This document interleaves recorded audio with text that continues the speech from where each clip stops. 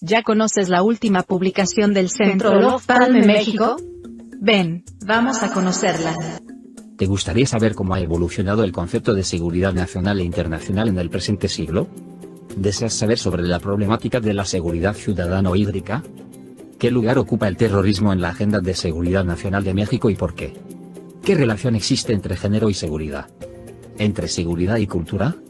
Las respuestas a estas y otras preguntas se encuentran en el libro colectivo La seguridad extraviada, apuntes sobre la seguridad nacional de México en el siglo XXI. Coordinado por María Cristina Rosas y con las reflexiones de Guillermo Garduño, Luis Eduardo Pérez Ortiz Cancino, Gustavo Mauricio Bastien, Héctor Frías, Alfonso Aragón, Jorge Alfonso Monjaraz, Fernanda Padilla, José Jesús Borjón, Salvador Díaz Huitrón, Tomás Martínez, Severino Cartagena y Juan Pablo Prado. Adquiere ya, La seguridad extraviada, apuntes sobre la seguridad nacional de México en el siglo XXI. Envíanos un mensaje a través de nuestras redes sociales para adquirir esta y otras obras del Centro Olof Palme México. Contáctanos hoy mismo.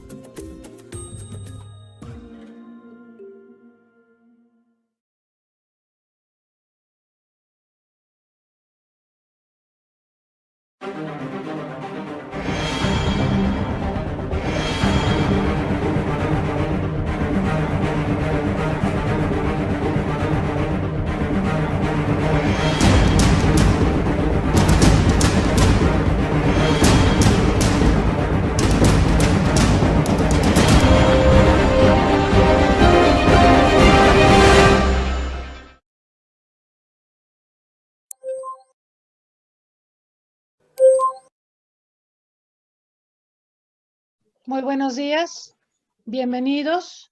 De parte del Centro de Análisis e Investigación sobre Paz, Seguridad y Desarrollo, Olof Palme, me da mucho gusto saludarlos hoy, 4 de febrero de 2021, para una sesión más de esta temporada, segunda temporada, sobre el COVID-19 y la gestión de crisis en un mundo complejo.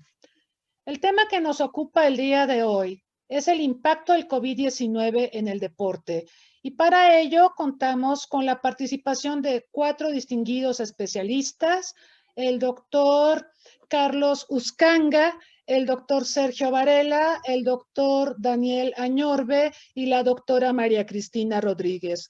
Voy a presentar algunos datos curriculares de nuestros invitados. El doctor Daniel Añorbe es profesor investigador de la División de Derecho, Política y Gobierno de la Universidad de Guanajuato desde mayo de 2011. Es doctor en Ciencias Políticas y Sociales, con orientación en Relaciones Internacionales por la UNAM, institución en la cual también realizó estudios de licenciatura. Cuenta con una maestría en Ciencia Política por la Universidad de York, en Canadá. A lo largo de su trayectoria profesional, se ha desempeñado como profesor de asignatura hasta la fecha en la Facultad de Ciencias Políticas y Sociales de la UNAM y previamente en el Colegio de San Luis y en el Tecnológico de Monterrey, Campus Santa Fe. Ha sido profesor de tiempo completo en la Universidad Autónoma de Sinaloa y en la Universidad del Mar, Campus Huatulco. De 2014 a 2017 fungió como coordinador de la maestría en Análisis Político. Entre sus líneas de investigación se encuentran la geopolítica del espacio postsoviético, conceptualizaciones de frontera, deporte y globalización, y paradiplomacia. En septiembre de 2017 recibió la distinción como miembro del Sistema Nacional de Investigadores Nivel 2. Daniel Añorbe ha sido evaluador de programas de excelencia del CONACYT.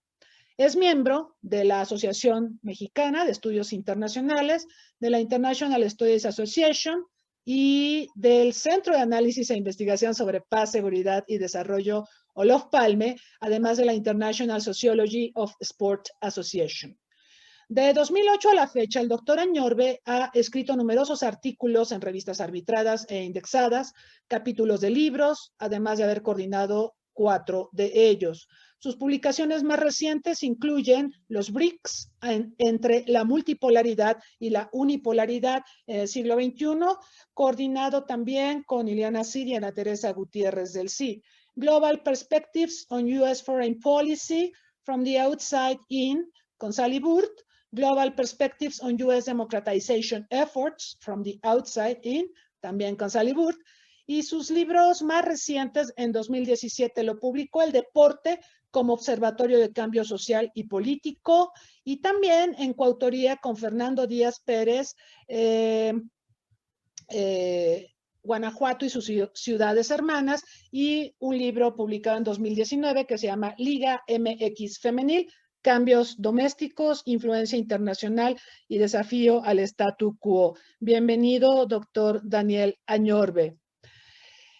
Carlos Uscanga es doctor en Cooperación Internacional por la Universidad de Nagoya, Japón, maestro en Ciencia Política Internacional por la Universidad de Ehime, Japón, y licenciado en Relaciones Internacionales por la UNAM. Profesor titular de tiempo completo nivel C del Centro de Relaciones Internacionales de la Facultad de Ciencias Políticas y Sociales de la misma institución. Fue miembro del Grupo de Estudio Intergubernamental para el Fortalecimiento de las Relaciones Económicas de México y Japón con vistas a la negociación del Tratado de Complementación Económica que todos conocemos. Es miembro del Sistema Nacional de Investigadores, nivel 2 del CONACYT. Participó en el 2011 en el programa de estancias cortas de investigación en la colección latinoamericana Natty Lee Benson de la Universidad de Texas en Austin. Recibió en el 2019 el reconocimiento del Ministerio de Asuntos Exteriores de Japón por sus aportaciones en la investigación y docencia en estudios japoneses en México. Tiene diversas publicaciones sobre relaciones económicas y diplomáticas entre México y Japón, política exterior japonesa y mecanismos de cooperación regional en el Pacífico Asiático y sobre cooperación internacional. Bienvenido, Carlos Uscanga. El doctor Sergio Varela es licenciado en Sociología y maestro en Estudios Latinoamericanos por la Facultad de Ciencias Políticas y Sociales de la UNAM. Es también doctor en Antropología Social por la Universidad Iberoamericana en la Ciudad de México. Realizó una estancia postdoctoral en el posgrado en Antropología de la Universidad Autónoma Metropolitana Iztapalapa. Ha sido coordinador de la licenciatura en Sociología desde 2016. Es profesor asociado C de tiempo completo en la Facultad de Ciencias Políticas y Sociales de la UNAM con adscripción al Centro de Estudios Antropológicos. Sus líneas de investigación incluyen Sociología y Antropología del Deporte, Masculinidades, Cuerpo. Entre sus publicaciones más recientes figura La función social del deporte, su legislación y el fútbol profesional en México. También México de los años 40, narrativa e imágenes futboleras, modernidad y valores masculinos en el diario deportivo Esto. Asimismo, ha escrito Aguante y violencia en el mundo de las barras futboleras mexicanas, reflexiones metodológicas y éticas sobre el caso del ritual del caos. Y también A Resistance to Rivalry, the U.S.-Mexico Soccer Matchup Through the Eyes of Mexican Sports Journalists. Bienvenido, doctor Sergio Varela. Finalmente, les presento a la doctora María Cristina Rodríguez. Ella es médico cirujano por la Facultad de Medicina de la Universidad Nacional Autónoma de México. Cuenta con la especialidad en Medicina del Deporte y Actividad Física, también por la UNAM. Su experiencia laboral incluye trabajar con el Club Universidad Nacional de 1990 al 2000 como médico de campo. También ha sido directora de Medicina del Deporte de la UNAM a partir del 2001 y continúa hasta la fecha. Es profesora titular de la especialidad de Medicina de la Actividad Física y Deportiva y ha sido también profesor adjunto de la especialidad de Enfermería de la Cultura Física y el Deporte. Entre sus publicaciones destaca Lesiones en el fútbol, es un libro publicado por Fomento Editorial UNAM. También es autora y coautora de diversos artículos y capítulos de libros, tanto nacionales como internacionales, sobre lesiones y medicina del deporte. Bienvenida, María Cristina Rodríguez. Muy bien, vamos a comenzar entonces. Les recuerdo a quienes nos han acompañado en todas estas jornadas de estos seminarios virtuales, también a quienes nos están siguiendo a través de Facebook Live, la dinámica de la sesión. Cada uno de nuestros nuestros invitados tendrá hasta 15 minutos para una primera aproximación al tema que nos ocupa. Después de las presentaciones de los cuatro, vamos a tomar las preguntas que nos hagan llegar aquí al chat de Zoom y también a través de Facebook. Se las presentaremos a nuestros invitados y nuevamente harán uso de la palabra en el orden en que se presentaron, 5 minutos aproximadamente cada uno. Y tendremos una tercera ronda, la ronda final, para abordar algún tema que se nos haya quedado pendiente, alguna pregunta que haya llegado también y conclusiones. En este sentido, vamos a comenzar. Le voy a pedir al doctor Daniel Añorbe, por favor, haga uso de la palabra. Muchísimas gracias. Gracias a todos, Cristina, María Cristina, Carlos, Sergio. Un gusto verlos una vez más, ¿verdad? Aunque sea a la distancia.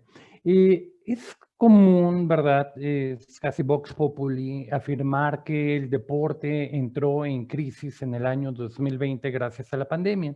Pero me gustaría iniciar mis reflexiones con algunas diferencias conceptuales para tratar de diferenciar entre lo que es el juego, la actividad física entendida como ejercicio y el deporte. El juego es una actividad común a todas las culturas y en todos los tiempos. Los fines suelen ser diversos, pueden ser lúdicos, pueden incluso partir de la magia o pueden ser un recurso educativo. Se trata incluso el juego como uno de los derechos sancionados de los niños. Su fin suele ser el entretenimiento. Cagigal afirma, por ejemplo, que se trata de una actividad que ante todo es libre, espontánea y placentero. Pensando en esto, el juego no ha entrado en crisis en el momento de la pandemia COVID. En un segundo nivel tendríamos lo que es la actividad física, entendida como un ejercicio, que según la Organización Mundial de la Salud, la actividad física ya implica, a diferencia del juego, un gasto de energía, que también puede estar presente en el juego y en el deporte. Solo que en el caso de la actividad física entendida como ejercicio, se hace de forma planificada, repetitiva y suele estar estructurada hacia un fin determinado. Es decir, aquí lo que la diferencia del juego es la cuestión de una mayor instrumentalidad. Finalmente, el deporte se trata también de una actividad física, pero con fines generalmente competitivos y que suele estar mediado, más bien no suele, sino que una de las características centrales es el establecimiento de reglas cada vez más complejas que tienden a generar una división del trabajo. El deporte puede practicarse solo o tener o no adversarios. El adversario puede ser la naturaleza o pueden ser otros seres humanos.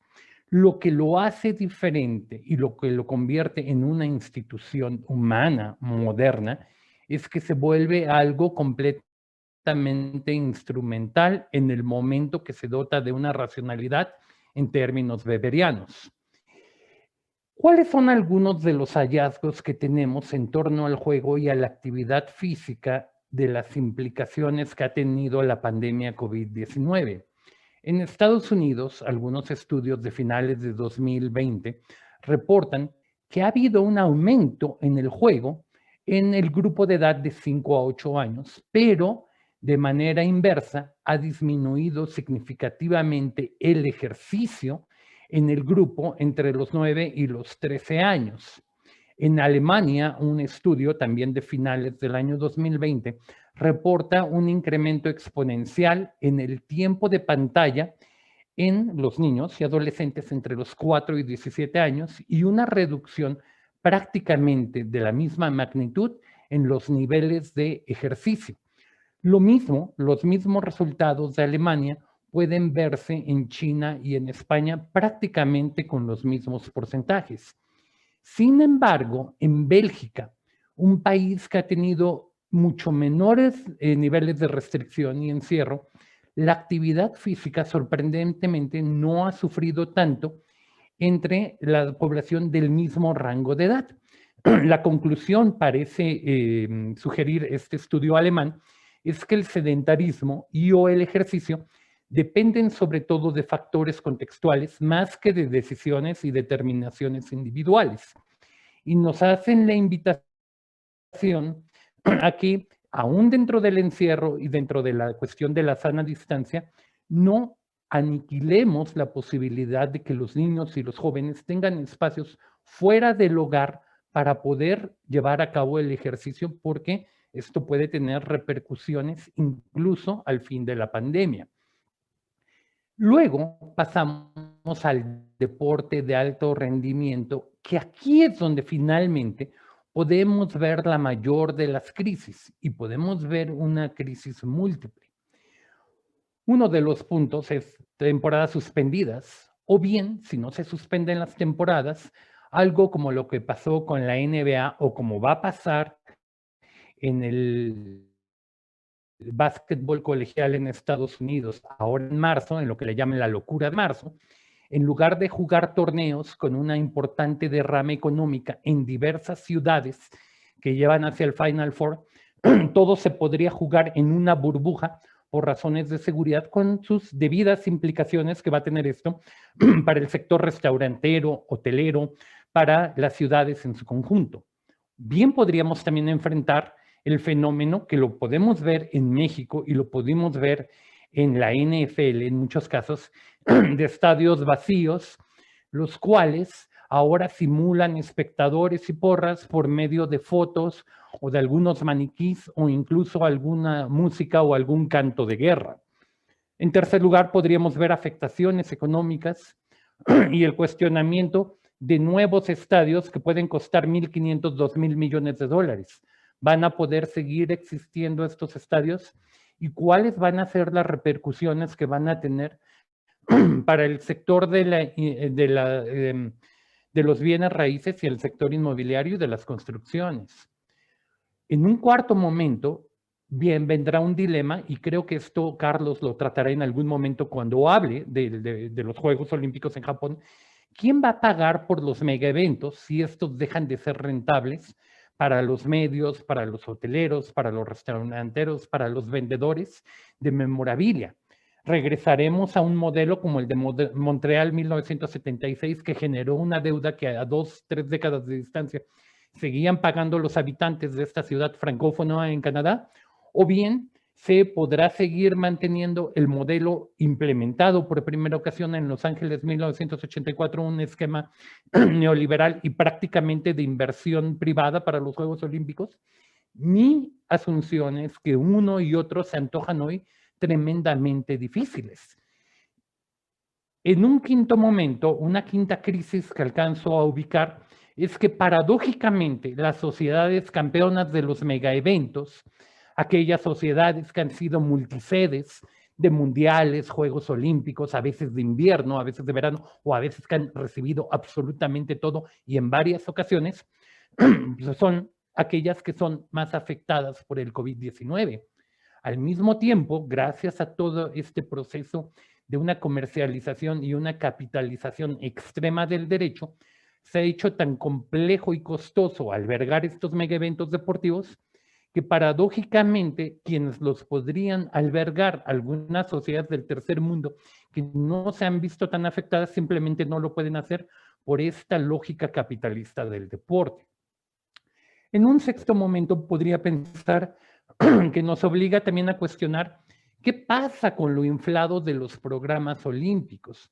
Algo así yo pienso como un deporte modificado genéticamente. Y si ahora hablamos también del valor que tiene la alimentación orgánica, no deberíamos descartar de ninguna manera empezar a pensar, empezar a conceptualizar y a diseñar e imaginar un deporte orgánico. Tengo un trabajo que en mayo de 2021 saldrá en la revista Lúdicamente, que entre otras personas coordina Pablo Alabarces en Argentina. Podríamos por ahí empezar a plantear algunas posibilidades para el deporte orgánico. Y en un séptimo momento, plantear que por distancia social, quizás hacer unos Juegos Olímpicos que engloben una serie de mundiales por especialidad y ya no este menú completo, podría ser una forma de rescatar los Juegos Olímpicos, pero esto haría que se renunciara a la idea de tener un país o una ciudad sede. Creo que uno de los veredictos es que el deporte moderno ha sido desnudado. en el afán de rentabilidad por encima del ejercicio, la salud se plantea como una alternativa real a una serie de juegos o campeonatos virtuales. Esto para mí es una aberración. La E-Liga, el MX con su absurdo doblete de León, no nada más fueron campeones en diciembre, sino que también ganaron el torneo, digamos, electrónico. O bien, este fin de semana que acaba de pasar el domingo, se jugó el Juego de las Estrellas de la NFL, nada más que en lugar de llevarse a cabo en Honolulu o en Orlando, se llevó a cabo en la modalidad de Madden, ¿no? En una videoconsola. Y esto nos lleva a pensar a cuestiones que han sido creadas previas a la pandemia. Así como existe la NCAA en Estados Unidos, que es muy conocida, porque de muchas maneras tiene una estructura semiprofesional, la NCAA, precisamente de juegos, de deportes electrónicos, de tipo varsity competitivo, fue creada en 2016 y cuenta con 175 universidades afiliadas, si bien es cierto, la mayoría de ellas pequeñas, pero que, ojo, ofrecen becas a atletas electrónicos de tipo varsity. Su audiencia global era en 2018 de 100 millones de personas y se espera que alcancen estos juegos deportivos hasta 646 millones en el año 2023, básicamente un 8-9% de la población del planeta. Además, estas e-ligas, al menos en México, nada más funcionan para la Liga MX sin adjetivos, es decir, la Liga Varonil, pero no pudo tener esta misma vigencia o este mismo torneo para la Liga MX femenil, lo cual confirma que los esquemas machistas llegan y hacen presencia incluso en lo virtual. Las brechas de género también han quedado de manifiesto a partir del COVID. No es que no existieran antes, pero ahora se agravan. Las afectaciones están para todos, pero no son parejas. Muchas noticias hablan hoy del jaque en que el COVID-19 ha puesto a la Liga MX femenil, no tanto así a la Liga MX sin adjetivos. Renacen viejas brechas ya superadas. En la Liga MX femenil para los últimos 2 torneos hemos tenido un mayor número de bajas de las atletas que el número de altas que han hecho los diferentes clubes.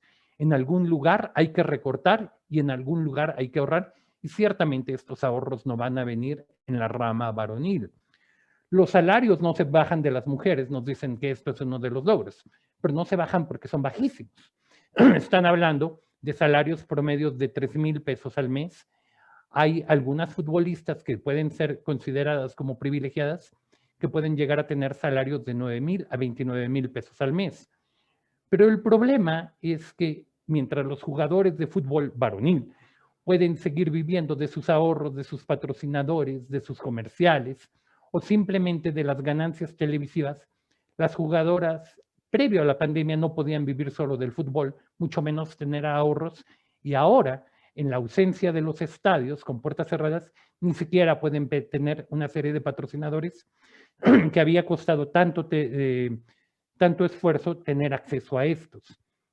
La FIFA ha tomado medidas ante el COVID y otorgó a cada uno de sus más de 200 países socios una dotación de 1.5 millones de dólares por federación para paliar los efectos de la crisis.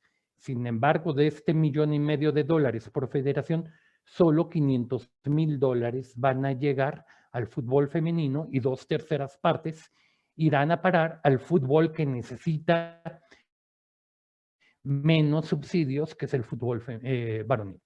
Llegando ya a México y pensando, hay algo que llama la atención, que el lugar central que ocupa el deporte y la actividad física dentro del Plan Nacional de Desarrollo 2019-2024. Uno de los rubros del tercer apartado, economía, tiene una triple consideración: el deporte entendido como salud, como cohesión social o como orgullo nacional. Hay actividades que no deberían de sufrir por el COVID: el uso de bicicletas, el fomento de la caminata, de los cuales se hablan en el Plan Nacional de Desarrollo. Hay otros que sí están sufriendo y se entiende por qué: las ligas deportivas, el deporte escolar, el fomento del béisbol tan amado por Andrés Manuel López Obrador y del boxeo. El deporte de alto rendimiento también se enfrenta a un impasse por obvias razones. La Ley General de Cultura Física y Deporte, ya voy terminando. La última reforma se dio a finales del año 2019 en el párrafo cuarto del artículo segundo, en el cual el deporte se vinculaba a la salud, a la prevención y también al combate a las drogas. Sin embargo, dentro de esta Ley General de Cultura Física y Deportes, al día de hoy no hay mayores libertades positivas porque prevalecen las libertades negativas. Sin embargo, hay ciertas disposiciones que nos permiten soñar con otro tipo de deporte, como el artículo 88, que llama a la promoción de los juegos tradicionales y autóctonos, así como la charrería como parte importante del patrimonio nacional. Se esperaría entonces una reforma durante la cuarta transformación. En 2019 hubo algunos foros, pero que no llevaron a mayor final, como los encabezados por el diputado Ernesto D'Alessio, digamos, encargado dentro del Congreso de la Unión de la parte deportiva. Pese a todo, aquí tengo 5 ideas para finalizar de cómo podría reimaginarse o cómo podría ayudar el deporte en la era post-COVID. Podríamos poner un mayor énfasis en el concepto de deporte para todo, el Sport for All, que puede ayudar a desarrollar sociedades más sanas y cohesionadas, a tener un trabajo más fuerte en organizaciones de tipo Sport Development and Peace, con enfoques Plus Sport y no tanto Sport Plus. En una segunda intervención explicaré estas diferencias. A vincular clara y efectivamente al deporte para todos y el deporte para el desarrollo y la paz con metas concretas de los objetivos de desarrollo sostenible. Pienso en los objetivos 3, 4, 5, 10, 16 y 17. En el caso mexicano, contar con una nueva Ley General de Cultura Física y Deportes anclada en la inclusión, en acción afirmativa, en la perspectiva de género y en grupos de capacidades distintas, y en el desarrollo de organizaciones que se registren ante sportanddev.org. Finalmente, pensemos que así como la 4T plantea una descentralización de las dependencias federales, algo que ha sido puesto en pausa por cuestiones administrativas y por el COVID, podríamos pensar quizá que aparejado a esta mudanza de las dependencias federales, tuviéramos una mudanza también de equipos femeninos que pudieran ir a esas nuevas ciudades para tratar de llevar el deporte de alto rendimiento con una mayor cobertura geográfica y también utilizarlo como polos de desarrollo. Muchísimas gracias. Muchas gracias al doctor Añorbe por esta panorámica acerca de la problemática del deporte que pues vio primero desde la amplitud, cómo ha evolucionado en países desarrollados y luego por especialidades. ¿Qué pasa, por ejemplo, con el deporte de alto rendimiento? ¿Qué va a pasar con los mega eventos? Si se puede pensar en otras modalidades para celebrar justas deportivas. Yo creo que ahí el fútbol se puede comer a todas las demás justas deportivas porque es considerado pues el deporte más universal. Pero bueno, eso lo podríamos analizar en minutos posteriores cuando hayamos terminado esta primera ronda de intervenciones. También muy interesante la panorámica nacional, lo de la Ley General de Cultura Física y Deporte y la necesidad de que sea más inclusiva, de que se descentralicen las decisiones para poder desarrollar actividades que coadyuven tanto a la salud de la población, al orgullo nacional y por supuesto a la socialización, que ese es otro tema muy importante que hemos perdido a la luz de la pandemia, el deporte como un mecanismo de socialización. Vamos a pasar con el doctor Sergio Varela para escuchar su intervención, por favor. Muy buenos días y pues muchas gracias al Centro de Análisis Olof Palme por la invitación. Buenos días a los demás panelistas, a la doctora Cristina, al doctor Carlos Escanga, a Daniel también por su presencia. Y bueno, pues me da mucho gusto que haya iniciado Daniel porque hay algunos elementos que yo quisiera de alguna u otra manera ahondar o plantear en la tesitura que él planteó. En primera instancia, yo quisiera tratar de acercar algunos conceptos, algunas coordenadas, digámoslo, sociológicas, antropológicas, de qué entendemos por deporte, porque de pronto la idea del deporte parece como pues un concepto único, que no es así, ¿no? El deporte no es una dimensión, digamos, que podamos definir unívocamente, ¿no? Incluso la doctora Cristina Rodríguez nos puede decir desde la ciencia médica, pues evidentemente que la concepción que pueden tenerse desde la medicina difiere de alguna u otra manera con la que tenemos desde las ciencias sociales en torno a la idea que tenemos del deporte, ¿no? E incluso dentro de las propias ciencias sociales, pues hay apreciaciones diferentes, ¿no? No es lo mismo, evidentemente, la apreciación que puedan tener desde las relaciones internacionales, desde las ciencias de la comunicación, a lo que podemos eventualmente tener en antropología o sociología como la idea del deporte. Y en la práctica misma también, ¿no? Socialmente hablando, pues el deporte se deriva en diferentes aspectos, ¿no? No es lo mismo efectivamente una actividad física de pronto desregulada y completamente fuera de las instituciones, o por lo menos formalmente, de aquellas que ya tienen un cariz estrictamente, digamos, institucional, regulado, confederado, federado, en fin, ¿no? Y mucho menos ya cuando hablamos del deporte en el ámbito estrictamente del espectáculo y del profesionalismo, que de alguna u otra manera es a veces el que domina la idea precisamente del deporte, ¿no? Pero trataré un poco de establecer algunas ideas que espero no pierdan de pronto la centralidad de la pandemia, pero que a mí me parece que son relevantes para poder ubicar finalmente una discusión sobre qué está afectando eventualmente el COVID, ¿no? Y también, bueno, pues creo que ya no es menester hacer ningún tipo de disculpa. Estamos nosotros también siendo afectados directamente por la pandemia, y el estar en la casa, de pronto pueden generarse por aquí los ladridos del perro, qué sé yo, y de pronto si llega a la basura, pues espero que no afecte la exposición desde acá, porque se para exactamente enfrente de mi casa y ya hace mucho escándalo, ¿no? Entonces, bueno, independientemente de esa circunstancia, primero, una aproximación inicial al deporte. Para mí el deporte es un fenómeno estrictamente o hijo de la modernidad, de lo moderno, ¿no? No podemos de pronto ubicar al deporte, se puede, pero me parece erróneo metodológicamente, epistemológicamente hablar del deporte desde los orígenes, digamos, antiguos de la Grecia y todo eso, que tiene evidentemente relaciones con lo que hoy entendemos como deporte, pero como fenómeno propiamente social en la actualidad, tenemos que entender que el deporte es un fenómeno estrictamente de la modernidad, que se configuró en el entorno europeo, eso es un hecho también histórico, a partir, digamos, ya de manera más o menos clara del siglo XVIII y principalmente a partir de la segunda mitad del siglo XIX y en un lugar en concreto que es Inglaterra, ¿no? Entonces, digamos, así como un elemento inicial, podríamos ubicar histórica y espacialmente en el siglo XIX y en Inglaterra este fenómeno. Ahora, más allá de una definición formal, ¿qué conceptos o qué dimensiones también del ámbito social están relacionados estrechamente con el deporte? ¿Qué instituciones, también llamémoslas así, sociales, están estrechamente vinculadas al deporte?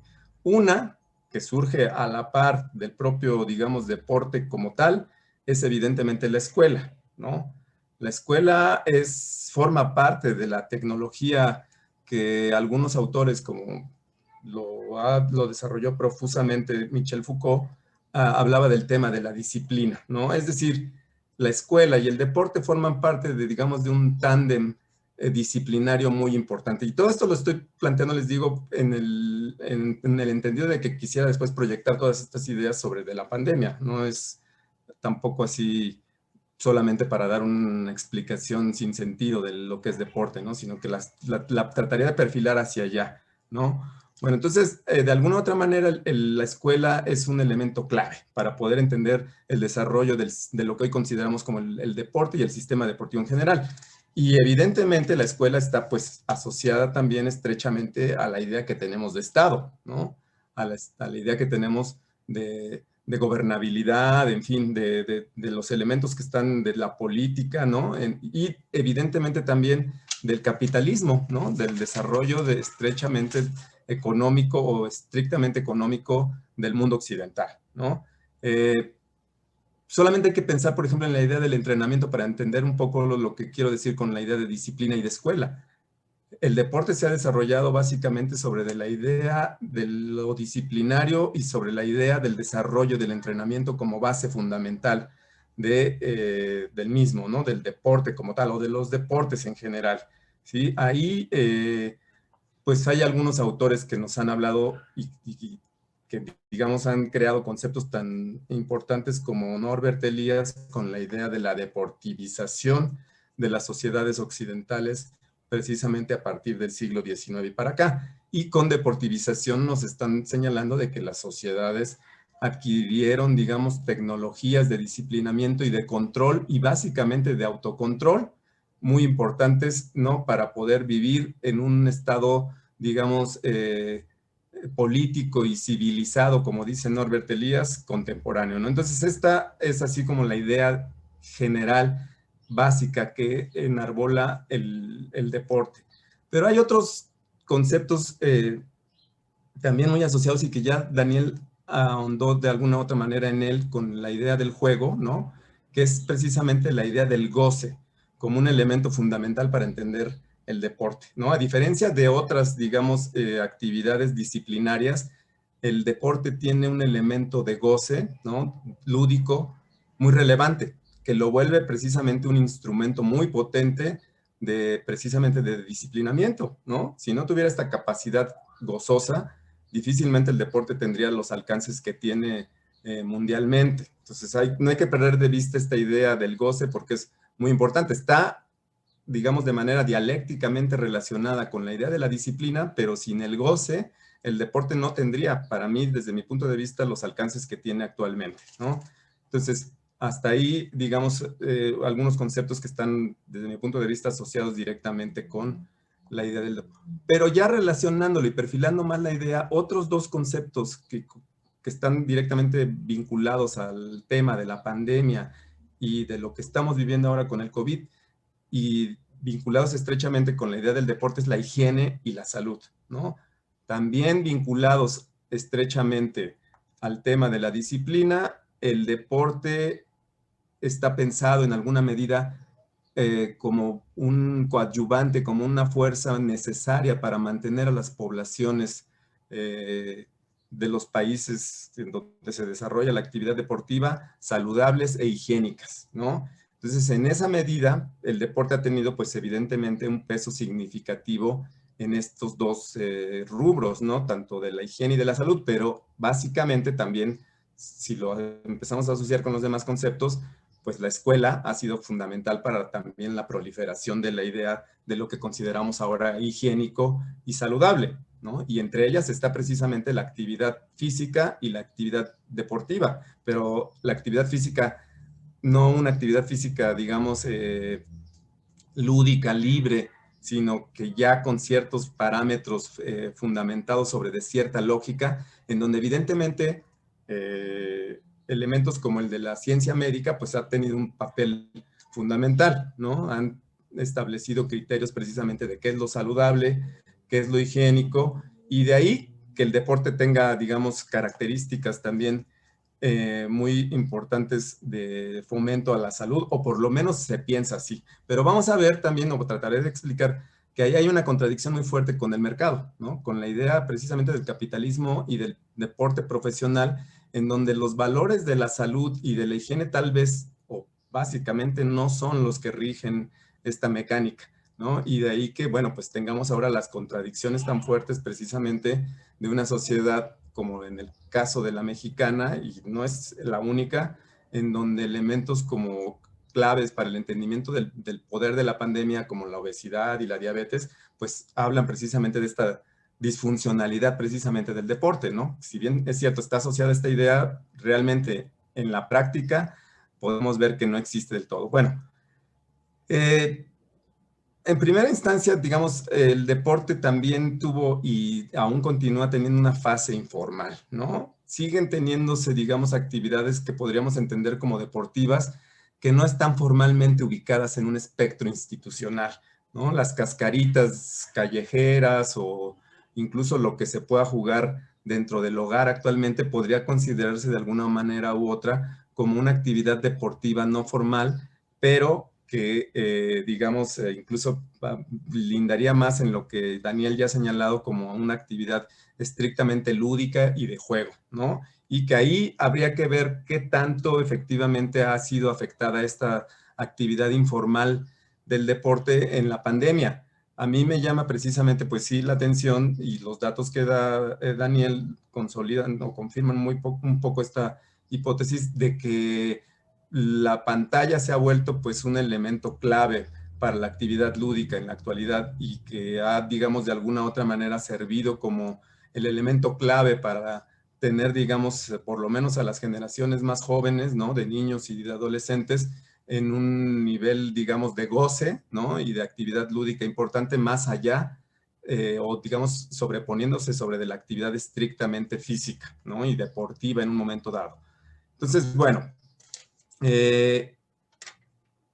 hablaba yo, y perdón por un poco por la digresión hacia el tema de las etapas, digamos, también que quisiera señalar del deporte, ¿no? Hubo una primera fase informal, ¿no? Del deporte, digamos, hasta todavía finales del siglo XIX, que posteriormente dio pauta a la consolidación de un sistema, digamos, ya con matices locales, regionales, a través de la reglamentación y de la estandarización de muchos deportes, ¿no? El deporte ya en el siglo XX se estandarizó y permitió de alguna u otra manera el que se pudieran consolidar diferentes instancias que han sido, digamos, las que rigen la lógica del deporte, ¿no? Una de ellas precisamente pues es la instalación ya del deporte profesional y de alto rendimiento como el elemento clave que da sentido precisamente a la idea del deporte. Ahí me parece que hay como instituciones claves que son las que desde mi punto de vista se están viendo también fuertemente afectadas por la pandemia, que son las federaciones, las confederaciones, las ligas, las asociaciones y por supuesto y de manera sobresaliente los clubes deportivos, ¿no? No podríamos también entender la idea del deporte sin la idea de los clubes como un elemento central. Uno de los, digamos, de las instituciones que desde mi punto de vista se han visto fuertemente afectadas por el COVID son precisamente los clubes deportivos, entendidos también en niveles distintos, ¿no? No es lo mismo el club profesional, digamos, de fútbol, un club de fútbol profesional de cualquier liga profesional, a un club deportivo, digamos, de barrio o de una localidad determinada, ¿no? En donde la gente de manera distinta a la que hacen en los clubes profesionales se asocia y tiene, digamos, actividades deportivas en ellos.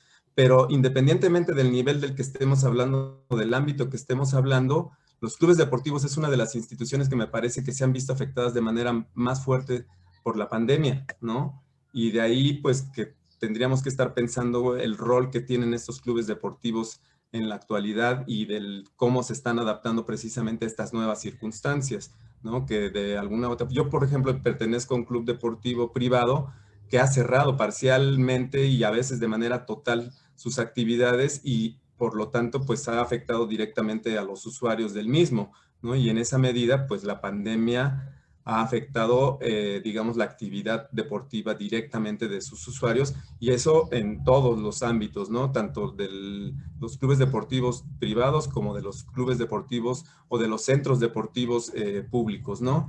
Entonces, de alguna u otra manera, me parece que el club deportivo es así como uno de los centros que debíamos, o uno de los puntos en donde deberíamos de poner mucha atención, ¿no? Tanto clubes como centros deportivos en el ámbito público, ¿no? Porque es una de esas instituciones creadas precisamente por el sistema deportivo que desde mi punto de vista se han visto más afectadas por la pandemia del COVID-19, ¿no? Pero bueno, un poco pensando, y ya, digamos, retomando un poco la idea que les decía yo o que planteaba yo de que existe una disfuncionalidad desde mi punto de vista y que ya apuntó también Daniel respecto, por ejemplo, al tema de la ley general de cultura física y deporte que rige en México, y la idea que se tiene de salud e higiene, ¿no?, del deporte, que está, digamos, en contraposición a la hegemonía que tiene el deporte profesional y específicamente el de algunas asociaciones, como pueden ser en el caso mexicano, el de la Federación Mexicana de Fútbol, que es un poco lo que tú mencionabas en mi semblanza, abordo yo en el tema de uno de mis últimos artículos, ¿no? Esta, digamos, disfuncionalidad que existe entre esta ley y lo que la iniciativa privada, digamos, plantea como más importante en la actividad deportiva, que es evidentemente, de alguna u otra manera, la ganancia.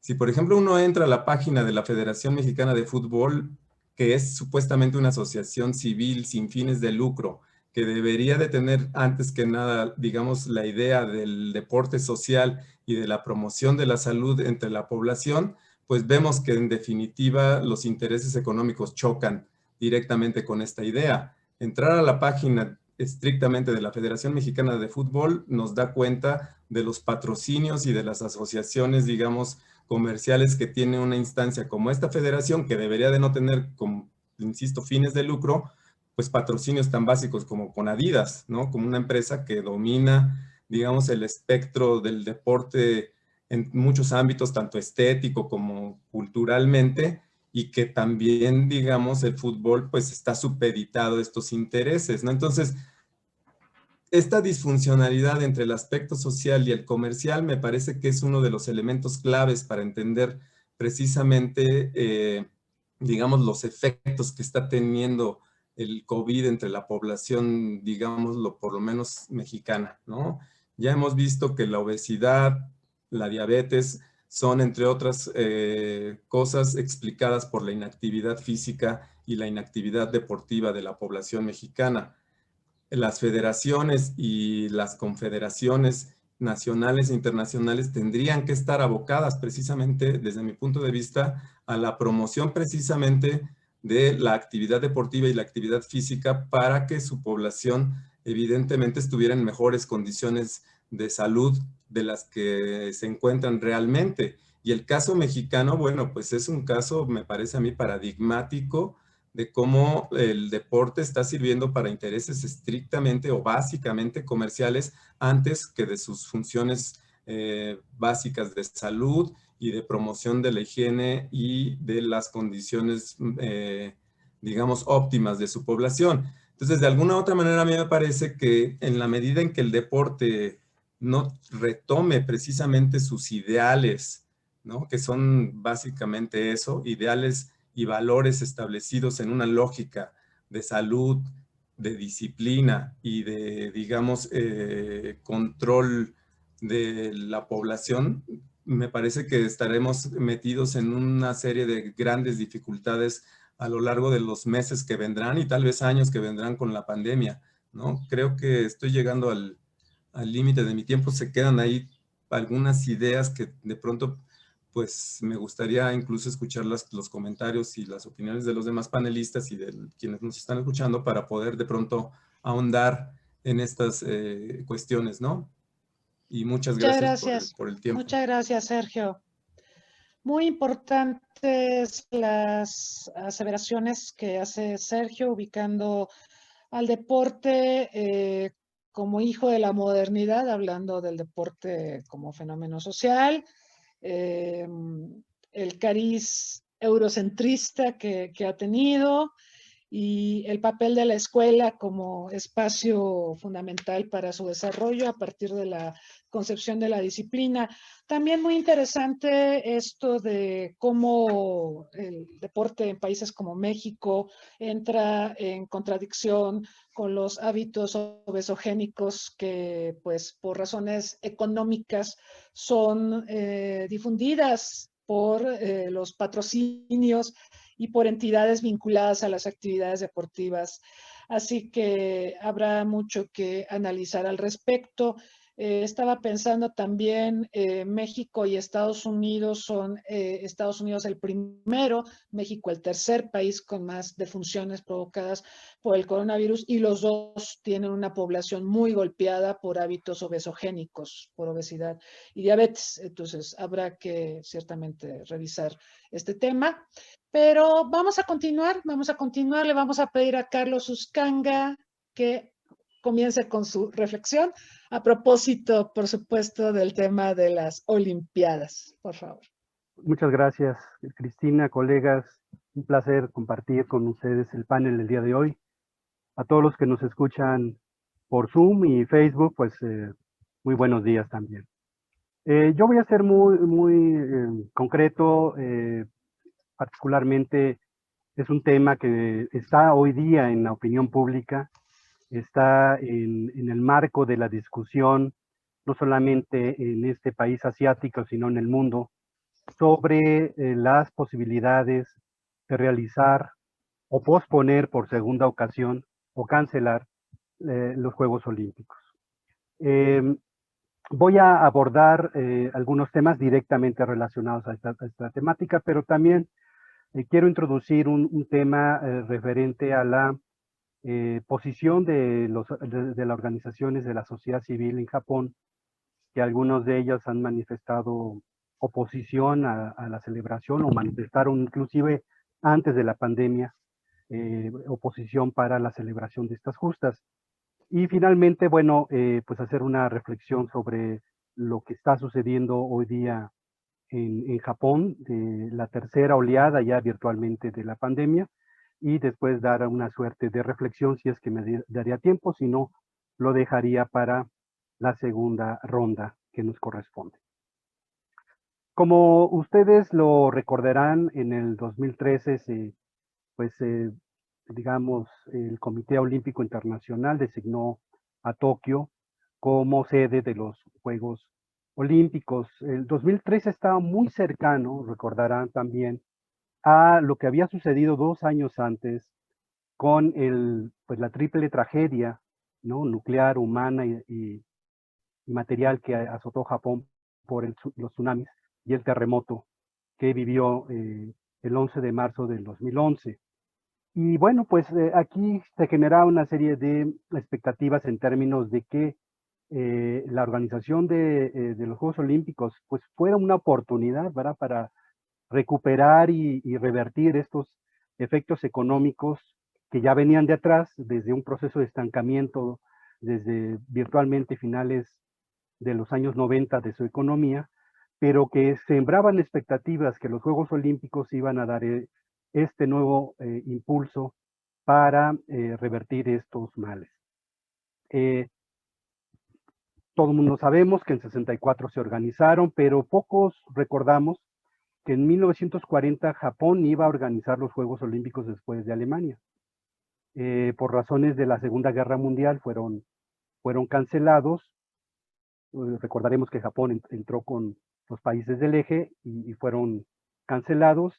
Y justamente esta fecha de 1940 salió a relucir cuando el año pasado, cuando se decidió postergarlos, porque supuestamente para algunos políticos y conocedores de la opinión pública de Japón era la maldición de los años de 40 años.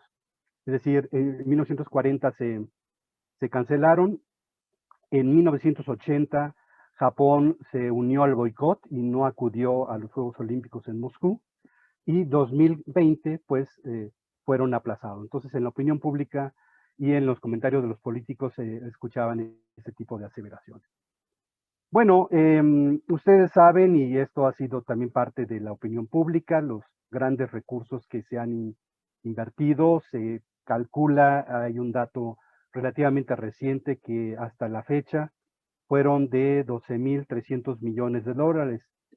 Si lo equiparamos con el PIB interno bruto nominal de algunos países, pues sería equivalente al PIB nominal de Nicaragua, de Guinea, ¿no?, más o menos. Tan solo el Estadio Nacional en Tokio costó 1.400 millones de dólares, lo que es equivalente al PIB de Gambia o de Granada. Y bueno, una justa masiva, como han sido los Juegos Olímpicos, se calculaban la afluencia, o se estimaba en ese momento la afluencia de 11,000 deportistas, ¿no? Tokio emprendió un proceso de modernización de su infraestructura, aparte de la creación del estadio que ya hice referencia. Y también, bueno, todos recordamos en el cierre de los Juegos Olímpicos en Río, donde Shinzo Abe aparecía en la botarga de Mario Bros. Y hacía todo un vínculo entre el Cool Japan y el esfuerzo de tener unos Juegos Olímpicos de alta tecnología, ¿no? Robots, ¿verdad?, que iban a poder atender a los deportistas, en fin, etcétera, ¿no? Todos estos aditamentos que era lo que Japón que deseaba mostrar al mundo como un valor agregado. El reciclaje, por ejemplo, este tema de usar residuos de celulares para fabricar las medallas olímpicas, como esta suerte de ser, digamos, amigables al planeta. Sin embargo, bueno, el año pasado estuvimos justamente en esta coyuntura. El gobierno japonés se mostraba muy reticente. Recordemos que en ese momento era la primera oleada de la pandemia, que si vemos las estadísticas, hizo una suerte de V invertida, que se logró contener y se logró, paliar los efectos. Hubo una serie de temas colaterales, por ejemplo, el tema relacionado más bien explicaciones, el tema relacionado a la cultura, ¿no? Que si los japoneses tenían una cultura de no contacto, pues eso favorecía o no la transmisión o contener la transmisión del virus. Vimos que a pesar de esta cultura de no contacto, pues ya vamos en la tercera ola de este virus que no ha dejado de esparcirse. Entonces, bueno, pues hasta qué punto estos elementos culturales que inicialmente se habían expresado fueron válidos. Pero lo que sí es cierto era que generó, cuando se decide el gobierno Shinzo Abe y decide tardíamente, también fue objeto de crítica, ¿no? Se decía que los intereses de las corporaciones internacionales y japoneses en particular que han apostado a los Juegos Olímpicos, pues eran muy fuertes y que la decisión de postergarlos fue tardía y lenta, sin embargo se hizo. Uno de los temas, digamos, que se vertieron en la opinión pública fue, pues, qué se iba a hacer con lo que ya se tenía, ¿no? Hacer, ¿quién iba a sufragar los gastos de mantenimiento de las instalaciones? ¿Qué iba a pasar con los contratos de patrocinio, con los contratos de transmisión? En fin, hubo una serie de elementos que estaban ahí de la mano, ¿verdad? A todo esto, más allá de la justa deportiva, todos los intereses, como tanto Sergio ha referido, ¿no?, que están de la mano a lo que implica la organización de los Juegos Olímpicos, ¿verdad? Las ventas a particulares anticipadas, digo, todavía no se ha vendido la Villa Olímpica, pero sí ya ventas anticipadas que si se hacen o no los Juegos Olímpicos, y si se hacen, bueno, posteriormente los particulares podrían tener acceso a la compra de los departamentos de la Villa Olímpica. En ese sentido, la idea, diríamos, de generar este aplazamiento vino de la mano también con lo que ya referimos, el agravamiento de las cadenas de contagio. En Japón se genera esta primera, digamos, estado de emergencia. Hoy ya vamos en la tercera, como lo voy a referir al final de la presentación. Y bueno, y parte de la opinión del gobierno japonés era que pues teníamos que, o que se tenía que coexistir y aprender a vivir con el coronavirus, que no iba a ser algo que se iba a erradicar de manera inmediata, y que bueno, pues dentro de esta óptica de aprender a vivir con este nuevo coronavirus, pues había que reflexionar de emprender y seguir en la ruta de trabajo para la realización de los Juegos Olímpicos. Como cualquier país, y esto nos sucede en México como en todas las naciones, hay un fuerte escrutinio sobre las políticas públicas sanitarias, si han sido asertivas, si han sido claras. Inicialmente en Japón hubo un fuerte debate sobre pues, el bajo nivel de pruebas, tal como México también lo implementó, que si realmente se podían aislar los focos de infección y de rastreo digamos, a las redes de contagio. En fin, hubo mucha discusión y hoy día se mantiene vigente en el marco de esta tercera oleada. En ese contexto, diríamos, y algo que poco ha sido abordado en la opinión pública internacional y que casi ha sido invisible, fue que mucho antes de la pandemia, por supuesto, hubo una serie de movimientos al interior de Japón contra los Juegos Olímpicos. Claro, muy focalizados, con poca visibilidad, con poca, digamos, la opinión pública o los medios de comunicación no les daban muchos espacios, pero bueno, gracias a las redes sociales se podían expresar y manifestar sus opiniones. Los argumentos que esgrimen estos grupos antijuegos olímpicos eran que, bueno, que eran muy onerosos, que estos juegos se podrían invertir todos los recursos, que ya tan solo referimos el dato del Estadio Nacional Tokio con un costo de $1,400 millones, se podrían canalizar a otros servicios como de salud. Que el tema de Fukushima no estaba resuelto, ustedes lo han seguido en la prensa, hay todo un debate todavía sobre las áreas que mantienen una alta radiación y el tema sobre los desechos de la planta nuclear, si se van a mantener, se van a albergar o se van a echar al mar, ¿no? También hay un tema ahí de muy candente, diríamos, en términos de que el tema de Fukushima no ha sido resuelto. En esta coyuntura se suman también los grupos antinucleares, precisamente derivado a lo que ya señalé anteriormente, y en términos generales, pues se refiere a las vicisitudes, como sucede en todos, pues la organización de los Juegos Olímpicos y la construcción de obras de infraestructura. Había voces muy abiertas sobre el término de la explotación laboral, que se había utilizado extranjeros, y que pues los salarios no eran competitivos y que solamente pues las compañías constructoras eran las más favorecidas.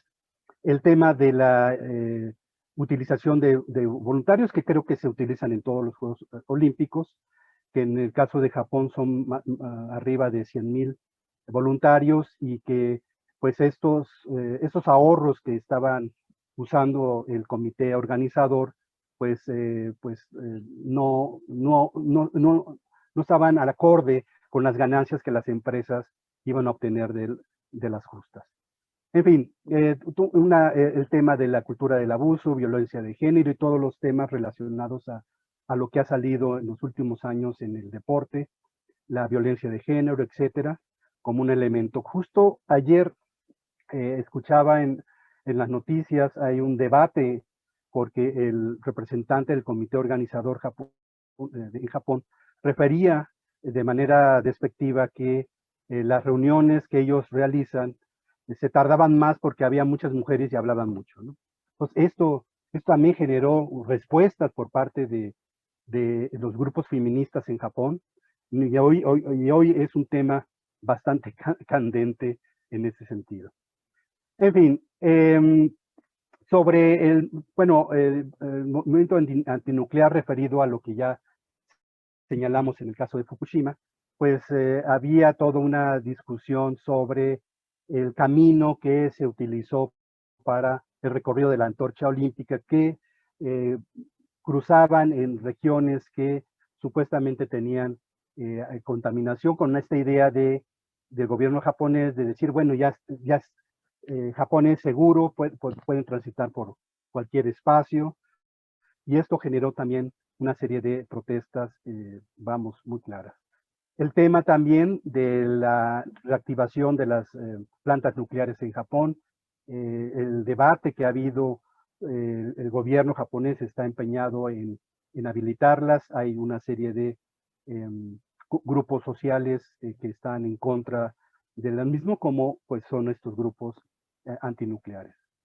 En fin, me voy rápido. Bueno, aquí está el tema del recorrido de la antorcha olímpica. Pasaban por zonas muy cercanas a Fukushima, y esto generó, pues, reactivó una serie de llamadas de alerta. También un tema colateral que el gobierno de Japón, antes de la pandemia, pero sobre todo después de la pandemia, quiso impulsar que pues la gente saliera. Organizó un programa que se llamaba Go Japan, que esto implicaba reactivar a las provincias, a los pueblos que habían sido más afectados por la ausencia de turistas, y esto pues no fue muy asertivo en términos de que esto propició el esparcir el virus en otras zonas que no tenían una incidencia mucho mayor. Pero bueno, en ese sentido, bueno, sabemos que el primer ministro Abe dimitió, pidió su renuncia por motivos de salud. Se conoce abiertamente que justamente en el marco de las presiones que se tenía en el manejo de la pandemia, pues fue un motivo, fue un elemento importante que decidió su renuncia, y actualmente se encuentra el Yoshihide Suga, que es del grupo de Abe y que mantiene la misma línea de pues mantener en ruta la organización de los Juegos Olímpicos. Bajo esta idea, y ya para ir cerrando, estamos en una condición también, como sucede en otras partes del mundo, en donde Japón enfrenta lo que ya referí, la tercera ola. La segunda ola se dio en el verano del 2020, y el gobierno de Japón pues generó la alerta de emergencia de nuevo y la extendió recientemente hasta el 7 de marzo. Estos son tiempos importantes, justamente en el marco de esta discusión de si va a avanzar en tiempo y forma la organización de los Juegos Olímpicos, o estamos ya justamente en los momentos claves para decidir si se cancelan o se postergan de nuevo. Una serie de historias comunes. Tokio está enfrentando también, junto con otras provincias aledañas, una saturación del sistema hospitalario, ¿verdad? Hay toda una queja, como sucede en otras partes del mundo, de ausencia de personal médico o carencia de personal médico que atienda la emergencia.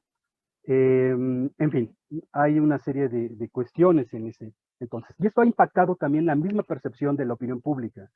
Mientras 3 años atrás había una, diríamos, aprobación unánime y casi absoluta para la organización de los Juegos Olímpicos y su celebración en tiempo y forma, hoy día hay una serie de voces que ya no han convencido. El factor del coronavirus, se piensa que todavía al no avanzar de manera más amplia el tema de la vacunación, y que todavía la presión que están sufriendo el sistema hospitalario en las principales ciudades de Japón, esto no genera, digamos, claridad en poder tener unas Olimpiadas seguras. Entonces, esto es un tema clave que la opinión pública ya no está respaldando de manera, digamos, abierta como antaño la celebración de los Juegos Olímpicos.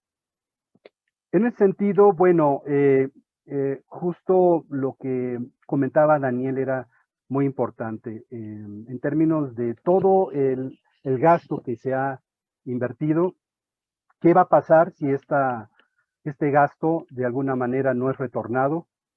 por el tema que ya hemos comentado, la cancelación de, pues de una afluencia masiva de turistas, que eso es al parecer un escenario visible, la posibilidad de que qué pasa con los contratos ya realizados. Al parecer no dan las cuentas y va a haber con la absoluta posibilidad un déficit que este mismo, de acuerdo con la información obtenida, lo va a sufragar el gobierno de Tokio, ¿no? Entonces ahí tenemos justo lo que Daniel se refería, el modelo Montreal, ¿verdad? En donde los ciudadanos de esta capital de Japón, pues van a tener que sufrir las consecuencias, digamos, en un escenario catastrófico. Uno de los temas es si Japón va a tener la capacidad logística para poder emprender una vacunación masiva antes de la celebración de los Juegos Olímpicos, pero esto también se relaciona a la capacidad que van a tener los atletas de los países de origen en garantizar que sus atletas estén vacunados o inclusive una de las posibilidades que se planteaba el comité de organizadores que fueran vacunados in situ, que fueran vacunados a su llegada a Tokio. Eso también implicaba un tema de logística que alargaba quizá la presencia de los atletas en Japón, ¿no? Hacer una suerte, vacunarlos, hacer una suerte de cuarentena. Sabemos que muchas dosis de vacunas son dobles, entonces esto implicaría al menos llegar un mes antes. En fin, hay una serie de circunstancias que están todavía puestos en la balanza y no hay resultados. ¿Qué es lo que va a pasar ya para finalizar la reflexión? Pues lo que va a pasar es que hay una incertidumbre absoluta, ¿no? El gobierno de Japón está empeñado en avanzar, señala que no hay, diríamos, ningún elemento que no implique seguir el plan trazado en tiempo y forma, pero sabemos que hay muchas condiciones que están de la mano y que justamente el deadline, lo refería con mis colegas antes de iniciar la transmisión, desde mi punto de vista va a ser marzo. Es decir, si en marzo no hay condiciones claras para la celebración, pues se van a tener que, ya es muy difícil postergarlos en una segunda ocasión. El escenario de los especialistas señalan que sería cancelación definitiva. Bueno, esto por el momento serían mis reflexiones y pues espero a la segunda ronda para ahondar en otras cosas. Gracias. Muchas gracias a Carlos Uscanga por esta panorámica tan compleja que están enfrentando los Juegos Olímpicos de Tokio. Interesante esto de la maldición de los 40 años, es cierto, se cancelaron en 1940 por la Segunda Guerra Mundial y también Japón participó del boicot contra la Unión Soviética en 1980 y ahora la pandemia. Aquí hay un debate muy interesante, lo planteaba también ya el doctor Añorbe, sobre los costos de estos eventos deportivos, son muy caros, ¿sí? Y en muchos casos hay que erigir infraestructura que implica inversiones que se tendrían que recuperar, pero pues resulta difícil. Recordamos el caso de México 68, se instauró la tenencia para ayudar a financiar, ¿se acuerdan? Para ayudar a financiar los Juegos Olímpicos. Todavía tenemos tenencia. Eso no quiere decir que todavía estamos pagando lo que costó la infraestructura para las Olimpiadas del 68, pero sí es un tema sin duda interesante lo que pasó en Montreal 76. El Mundial de Fútbol de Sudáfrica. En Sudáfrica están tremendamente endeudados, erigieron muchos estadios y es fecha que no se ocupan, no se aprovecha esa infraestructura. No es un evento tan popular como puede serlo en México o en Brasil, ¿no? Hay muchas cuestiones sociales también que tendríamos que ponderar. se ve complicado el panorama para Tokio, recordando que también es la zona metropolitana más habitada del mundo. Por ahí hubo un momento en que decían, es Ciudad de México. No, en realidad es Tokio y su zona metropolitana, la zona más poblada del planeta, y la urbanización implica grandes contingentes de población en espacios reducidos. Entonces hay que pensar en una estrategia de vacunación precisamente para mitigar esta tercera ola y eventualmente poder tener la inmunización contra la enfermedad. Esto también nos lleva al tema de las visas de salud. Ya se ha estado hablando mucho de este tema. Ya Estados Unidos ya estableció pautas para que quienes quieran viajar a ese país demuestren que se hicieron la prueba PCR días antes de viajar, y en la medida en que progrese la vacunación y estén disponibles las vacunas, porque ese es el otro tema, hay demoras importantes de todas las farmacéuticas para entregar los pedidos. En esa medida también seguramente se va a exigir un comprobante de que la persona fue vacunada y que recibió las dosis que corresponda. Hay vacunas de una dosis, hay vacunas de doble dosis, habrá que ver cómo se resuelve este desafío. Y bueno, esto de la opinión pública, muy importante. 80% de los japoneses piensan que sería necesario aplazar los Juegos Olímpicos, pero coincido en el análisis de Carlos. Yo creo que un segundo aplazamiento sería más bien la cancelación, y con todas las pérdidas económicas y por supuesto el costo político de tomar una decisión de esta envergadura, pero aquí también hay que valorar qué es más importante, ¿no? Si celebrar las Olimpiadas o la salud y la vida de atletas, habitantes y todas las personas involucradas en estas justas deportivas. Muy, muy interesante, muchos elementos para la reflexión. Muchas gracias, Carlos. Vamos a pasar con María Cristina Rodríguez, por favor. Muchas gracias y gracias por la invitación. Y bueno, comentarle al doctor Uscanga que soy mujer y no hablo mucho, de verdad. Vamos a hablar ahora sobre el aspecto médico que ha habido en toda esta pandemia y como comentó el doctor Varela, qué implicación tiene la actividad física. Sabemos que es una enfermedad nueva donde no tenemos realmente antecedentes, no tenemos una suficiente evidencia científica de qué es lo que funciona, qué es lo que no funciona, por qué les da más a los hombres que a las mujeres, por qué a los niños no les afecta, por qué la gente de más edad es la más susceptible. Hay muchas dudas todavía en cuanto a este padecimiento, pero lo que sí está comprobado es que entre mejor condición física, mejor salud tienes, te afecta menos. Si no soy hipertenso, si no soy diabético, si estoy en mi peso ideal, seguramente voy a tener una enfermedad más leve. No es 100%, pero es como la tendencia nos está demostrando. Entonces, ¿cómo juega un papel importante la actividad física en esto? Sabemos que el deporte y la actividad física, no el alto rendimiento, porque esa es una cosa aparte, pero sí la actividad física de manera cotidiana nos da una mejor calidad de vida. Y esto nos hace que la enfermedad no nos ataque tan intensamente. Sabemos que si yo tengo más fuerza, más flexibilidad, una mejor condición aeróbica, tengo beneficios cardiovasculares y sí me da un factor de protección para esta y prácticamente todas las enfermedades. Actualmente hay una tendencia donde la actividad física se debe dosificar tal cual un medicamento. ¿Qué tipo de actividad puedo hacer?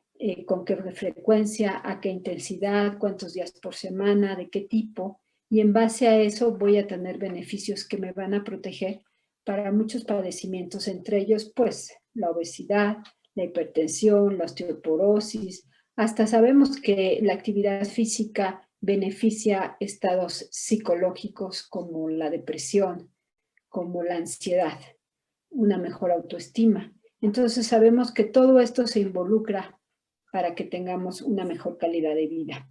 Entonces, ¿qué podemos hacer ahora durante la pandemia? Yo creo que es importantísimo que nos movamos, de la manera que sea.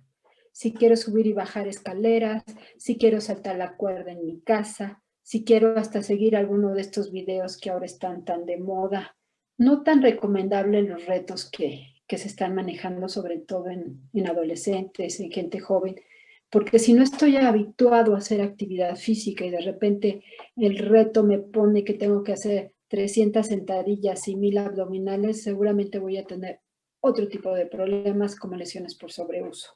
Entonces sí les recomiendo que sí tengamos una vida con alguna actividad física. A lo mejor no puedo ir al gimnasio como lo hacía antes, o no puedo jugar soccer como lo hacía antes, pero sí puedo salir a caminar, y yo celebro que ahora, aunque estamos en semáforo rojo, los parques, los jardines están abiertos con ciertas medidas de protección, pero yo puedo salir a correr, puedo salir a caminar, si lo hago de manera aislada, temprano, donde no tenga gente a mi alrededor, incluso lo puedo hacer sin cubrebocas. Se dice que si tengo al menos 6 metros cuadrados a mi alrededor, puedo estar sin protección de cubrebocas. Yo sé que salir a correr con cubrebocas puede ser un tanto molesto, pero sí lo puedo hacer si lo hago de manera aislada, temprano. Y yo creo que es una muy buena recomendación. Como les decía, puedo tener beneficios incluso en factores de depresión, que ahora tenemos muchísimos.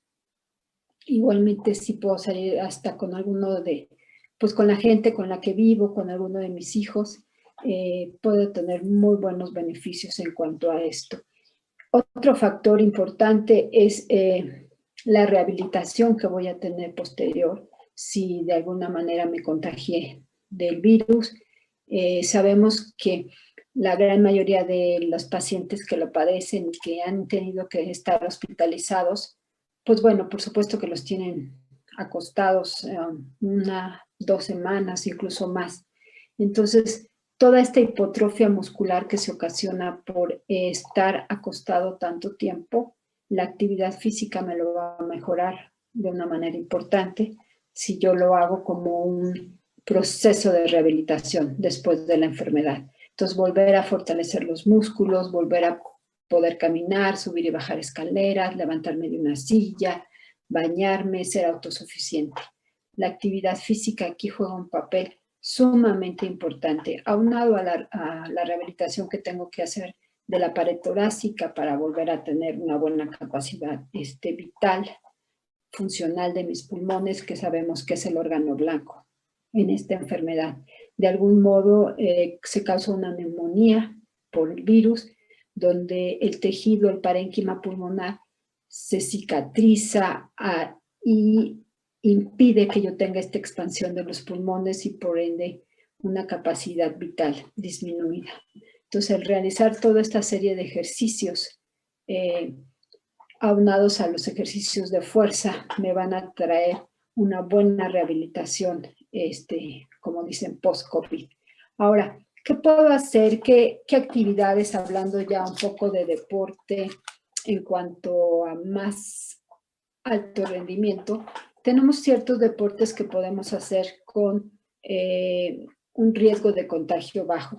Es decir, todos los deportes que se practican de manera individual en espacios abiertos, puedo tener un riesgo bajo. Y esos son los que podamos regresar a practicarlos cuando estemos en semáforo amarillo. Es decir, bueno, algunos podrían ser desde ahora, pero puede ser como el atletismo, el bádminton, el ciclismo, la natación, el tenis de mesa, el tiro con arco. Estos son deportes de bajo riesgo de contagio. Los de mediano riesgo podrían ser los deportes de conjunto, en donde podemos tener como el béisbol, el softball, el fútbol de sala, el squash, el voleibol, el waterpolo. Y ya tenemos los deportes de alto riesgo, que podrían ser los que se juegan en equipo y donde hay mucho contacto, como pueden ser el baloncesto, el handball, el rugby, el fútbol americano, el karate, todas las luchas, el taekwondo y todas las artes marciales.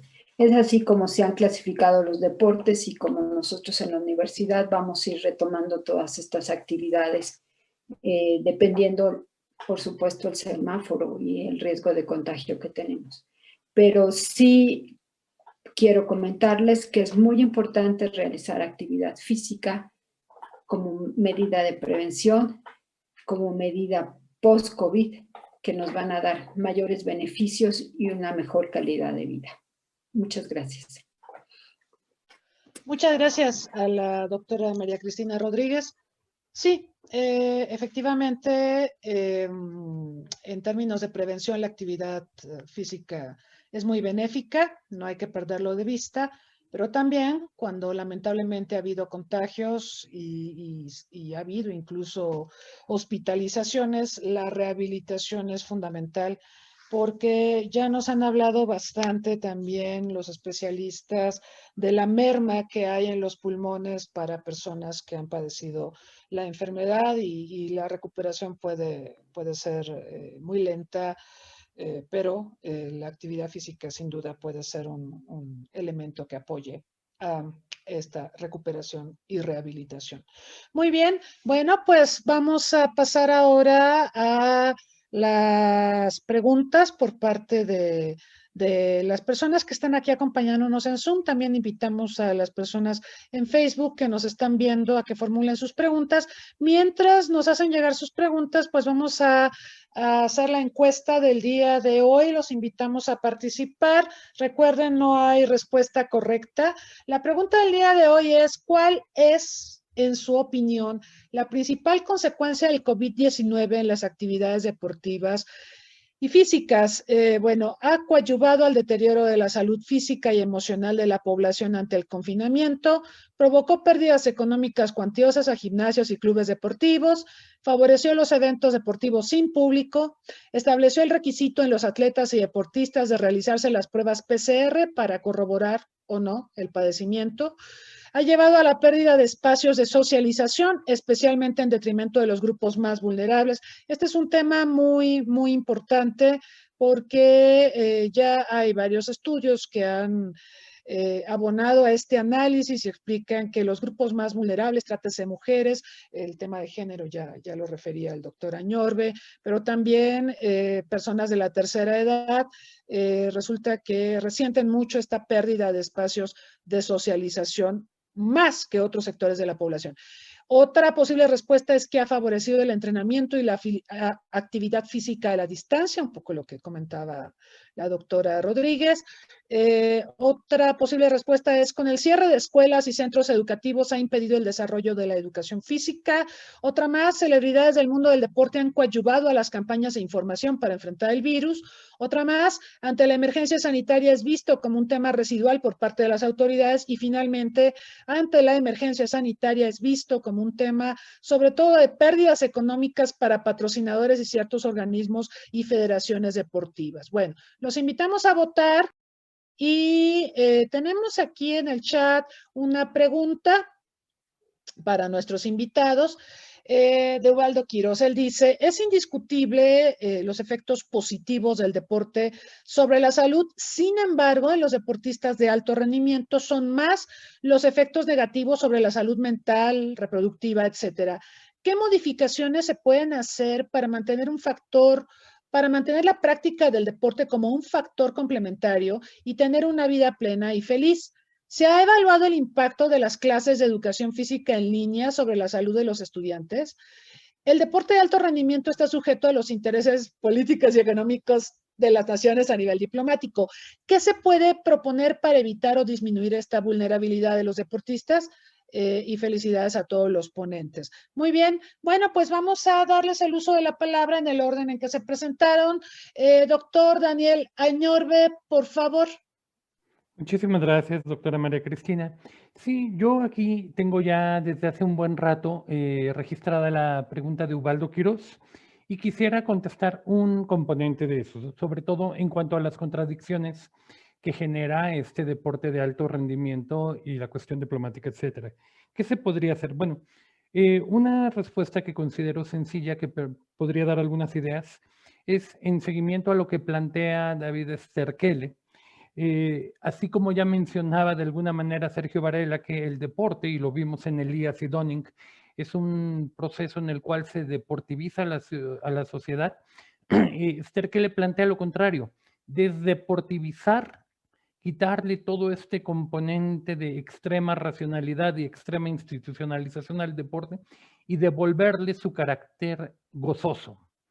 Que esto se vincula con un segundo punto, ¿no? El goce que mencionaba Sergio Varela, que dice, puede existir el ejercicio, puede existir el negocio, puede existir la audiencia, pero difícilmente existiría la audiencia y tampoco existiría el deportista si no fuera por el elemento del goce. Pero yo agregaría, aparte de lo que mencionó Sergio, que es central, el goce, la posibilidad que da el deporte de hacer una catarsis, este equivalente moral de la guerra, esta cuestión en la cual podemos sacar las tensiones, podemos desahogar pasiones, etcétera, en un ambiente seguro, regulado y que sabemos que acabando la confrontación idóneamente, de no haber juliganismo, nos vamos a casa y continuamos, reanudamos nuestra vida cotidiana. Y esto también me lleva al punto del gregarismo, ¿no? Esta necesidad, somos un animal gregario. Entonces, por eso de repente mi malestar con esto de los e-torneos, los e-juegos, los e-campeonatos. Si bien es cierto, puede llegar a tener el componente de la competencia, el componente de las reglas, etcétera, y que haya un ganador y un perdedor al final, ¿qué tanto a nivel individual, colectivo o como grupo humano puede esto ser esta actividad mimética que se plantea también con Elías y con Dunning y puede ser esta cuestión de desahogo de todas estas necesidades, esta catarsis? Difícilmente para mí lo podrá hacer el juego. También mencionaba Sergio la cuestión de la adaptación de los clubes deportivos. Bueno, Sergio y creo que yo también tenemos el beneficio, el privilegio de pertenecer a clubes privados. Pero hablando con mi hijo que vive en Ciudad de México, me decía, papá, es que cómo se vive en Guanajuato y cómo se vive en Ciudad de México el rojo es muy diferente. Dice, es como si acá fuera un vino tinto y ustedes tuvieran un vino tirando la rosa, porque para ustedes no ha supuesto la pandemia un cierre total, una clausura de las instalaciones deportivas. Yo desde el día 12 de agosto tengo esa posibilidad de poder reservar con 24 horas de antelación, con un 20-30% del aforo y poder ir 3-4 días a la semana. Creo que esto es algo central que deberíamos de plantear a nuestras autoridades. La idea de un rojo no significa una clausura o un cierre total, significa a lo mejor un aforo reducido, en el cual la obligatoriedad sea verdaderamente obligatoria, ¿no? Como en Guanajuato con Alejandro Navarro, que dice que el cubrebocas es obligatorio, pero no hay consecuencias en caso de no usarlo. Entonces, creo que podríamos recuperar esta posibilidad. Lo mencionaba la doctora Cristina, ¿no? La cuestión de que hay deportes que tienen una baja exposición o un bajo riesgo. Y pensando en el Plan Nacional de Desarrollo y la idea de la caminata como una cuestión incluso de alto rendimiento competitivo, yo podría pensar, cuando ve uno el Tour, el Giro de Italia, la Tour de France, etcétera, ve uno que en las pruebas contra reloj no empiezan todos en bola, ¿verdad? Sino que sale un competidor, se da un espaciado quizá de medio minuto, 1 minuto, sale el siguiente competidor. Creo que de esta forma podríamos recuperar la cuestión del alto rendimiento, la competencia, esta necesidad de contacto con otros atletas, competencias, incluso activación económica para que haya alimentos, bebidas en torno a estas competencias y hacerlas, idearlas de manera segura. Por último, diría, y esto es una especie de invitación, anuncio, que podríamos empezar a pensar en el diseño premeditado de deportes, actividades deportivas basadas en el esquema Plus Sport. Es decir, el deporte sirve como un gancho, como un anzuelo, para llevar a cabo, para materializar otro tipo de fines, como podrían ser la inclusión de los norvidentes, como la inclusión de las mujeres, pero ya no en torneos separados, sino en deportes all gendered, unisex. Y digo all gendered porque también estamos pensando en la comunidad LGBTTI, ¿no? Nosotros en la Universidad de Guanajuato creamos una experiencia que la quiero compartir con ustedes, que se llama Tiro en Braille, www.tiroenbraille.org, y son algunas de las ideas que estamos promoviendo desde antes de la pandemia para transitar hacia un deporte que esté en línea con lo que la ONU declaró en el año 2005 como el Año Internacional de la Educación Física y el Deporte. Muchísimas gracias. Muchas gracias, doctora Ñorbe. Nos han llegado otras preguntas, les voy a dar lectura de una vez y así aprovechamos las intervenciones de todos los ponentes. ¿En qué medida se puede recuperar el deporte en tiempos de pandemia y pospandemia a nivel internacional con esfuerzos de cooperación y diplomacia? Y también otra pregunta, ¿consideran que la pospandemia será un parteaguas en la visión social que tiene México sobre la importancia de la actividad deportiva en la vida diaria? Vamos con el doctor Varela, por favor. Yo quisiera insistir en un tema que me parece muy relevante, que tiene que ver con lo que ya se ha señalado y con lo que planteé en mi primera intervención, que tiene que ver con esta contradicción entre el mercado y el aspecto netamente social del deporte. Ya lo vimos con la exposición de Carlos, ¿no? Respecto a los gastos inmensos que se dan en la creación, de un evento como los Juegos Olímpicos, ¿no? En la conformación de un evento de este tipo, que no es el primero, evidentemente, ¿no? Se da en todos los casos. Yo creo que ya también está en riesgo el Mundial de Fútbol de Qatar, ¿no? Dadas las condiciones que se están viendo. Y ahí, bueno, los gastos, incluso tal vez, no sé comparativamente, pero me imagino que pueden estar del nivel o incluso superiores a los que se están realizando en Japón. El caso de